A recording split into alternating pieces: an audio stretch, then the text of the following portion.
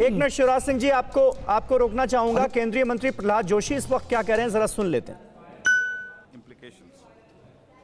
According to the International Energy Agencies and the US Energy Information Administration, coal will continue to meet most of the world's increasing energy needs over the next 2 decades minimum. The demand of the coal is projected to increase substantially over the next several decades. Friends, ours is a growing country in terms of population and GDP. Still, it is noteworthy that our per capita CO2 emission is only 1.9 tons, contributing only to 6.8% of global emissions.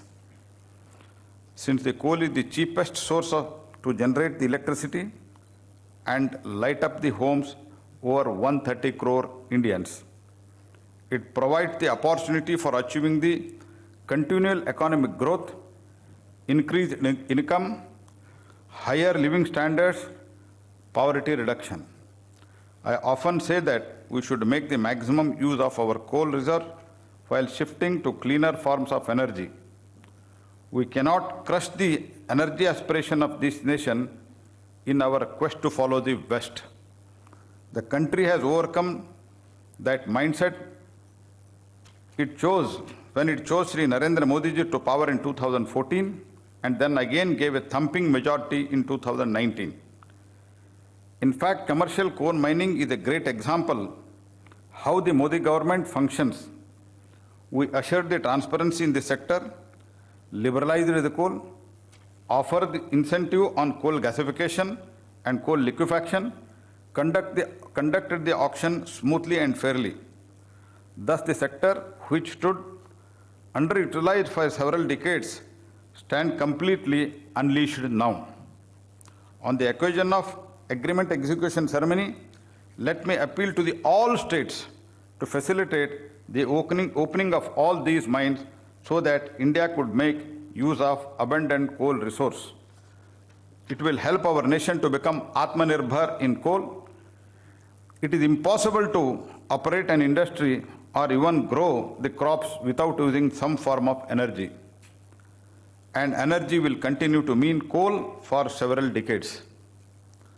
Coal, though its role in electricity generation and production of steel and cement will continue to be significant contributor to development, the new India we are building has a coal at its foundation.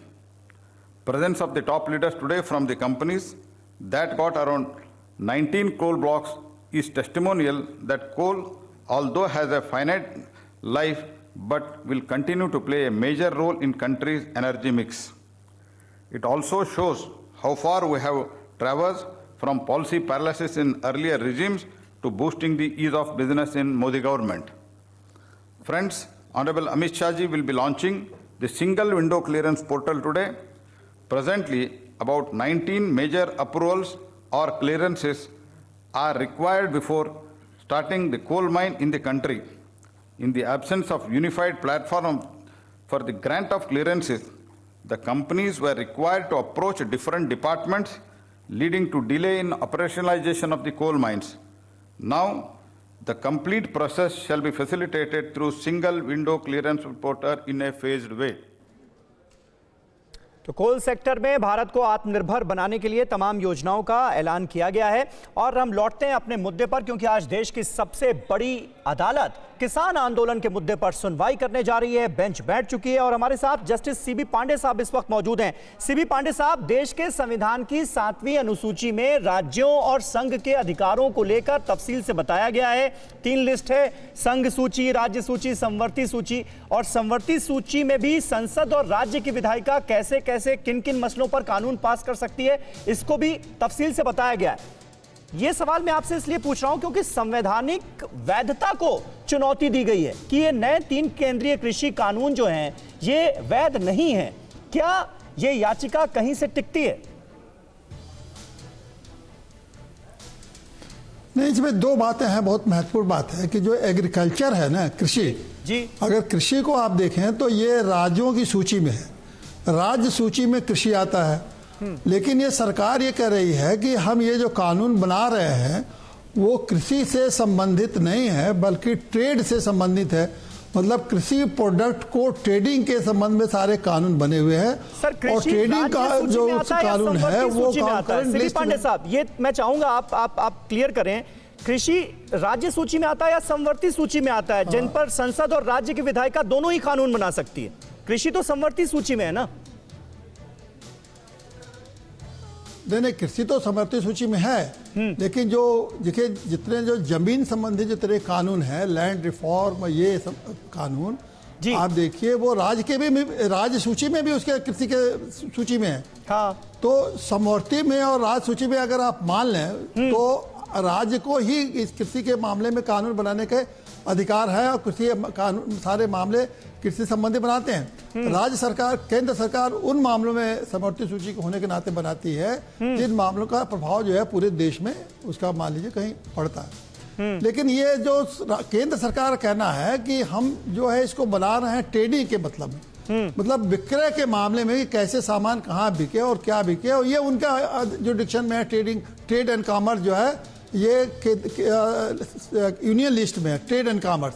तो trade and commerce चूंकि union list में है इसलिए वो कृषि संबंधी जो product है उसकी वो ट्रेडिंग के संबंध में कानून बना रहे हैं। किसी तरह से राज्य सरकार का हम अधिकार में किसी तरह से हनन नहीं कर रहे हैं। तो ये बात ये सुप्रीम कोर्ट लेकिन सीबी पांडे साहब मैं थोड़ा क्लियर करना चाहूंगा क्योंकि आप संवैधानिक मामलों के जानकार हैं। अनुच्छेद 254 जो है उसके मुताबिक ये साफ तौर पर कहा गया कि भाई संसद का कानून जो है वो प्राथमिक माना जाएगा और राज्य का कानून जो है वो उस सीमा तक शून्य माना जाएगा जहां तक कि वो केंद्र के कानून से टकराता हो। तो संसद को ही सर्वोच्च माना गया है ना। तो ऐसे में अगर संवर्ती सूची के मामले जो हैं जिसमें राज्य भी कानून बनाने का अधिकार रखता है और केंद्र भी रखता है तो सुप्रीम तो संसद हुई। ये बिल्कुल सही कह रहे हैं और बिल्कुल कानून भी यही है। लेकिन उन लोगों का ये कहना है, ये भी तो उन्होंने चैलेंज किया है कि जो कॉन्करेंट लिस्ट में जो कृषि के जो शब्द जो इस्तेमाल हुआ उसका इतना वाइड आप जो डिफिनीशन ले रहे हैं कि कृषि के मामले में हर मामले में कृषि में ही आप कानून बना सकते हैं, तो उसको भी तो चुनौती दे रहे हैं वो कि इतना आपको अधिकार नहीं मिल सकता कि कृषि के सारे संबंधित मामले में आप ही कानून बनाए, फिर तो राज्य सरकार का अधिकार ही नहीं रह जाएगा। फिर उसके फेडरल जो अधिकार इसमें कृषि के मामले में राज्य सरकार को दिया गया है तो एक तरह से नॉलिफाई कर दिया ना आपने कि हर मामले में आप ही कानून बनाएंगे, तो ये फिर व्याख्या की बात हो गई। तो इसको भाई चुनौती दे रहे हैं वो कि इस तरह से आप नहीं सारे के सारे कानून बना सकते हैं। अधिकार है लेकिन अधिकार की सीमाएं क्या हो सकती हैं इस पर सुप्रीम कोर्ट देखेगा कि क्या ये कर सकते हैं कि नहीं कर सकते। ठीक है बिल्कुल। पांडे जी बने रहे हमारे साथ, आप के जरिए हम समझेंगे। लेकिन इस वक्त गृह मंत्री अमित शाह भी इस कार्यक्रम में पहुंच चुके हैं और वो तस्वीरें हम आपको दिखा रहे हैं और उन्होंने पोर्टल लॉन्च किया है। देश में कोल क्रांति के लिहाज से एक अहम कदम आज का दिन माना जा रहा है और कोयला खनन पर अब सिंगल विंडो क्लियरेंस होगा और कोल सेक्टर में पारदर्शिता जो है उसको बढ़ावा देने के लिए ये तमाम कदम उठाए गए हैं। गृह मंत्री अमित शाह ने एक पोर्टल लॉन्च किया है इसे लेकर। A unified platform for obtaining various statutory clearances in a time-bound manner. This is likely to help coal operators in timely operationalization of mines in the country. The portal is proposed to map the relevant application formats and also map process flow for grant of approval or clearances through a single registration interface.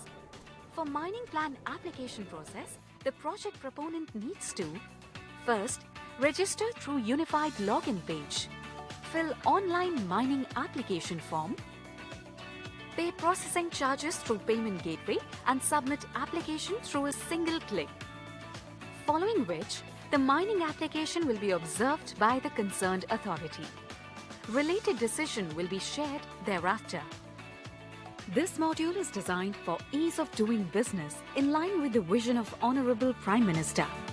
This will expedite the approval process of mining plan.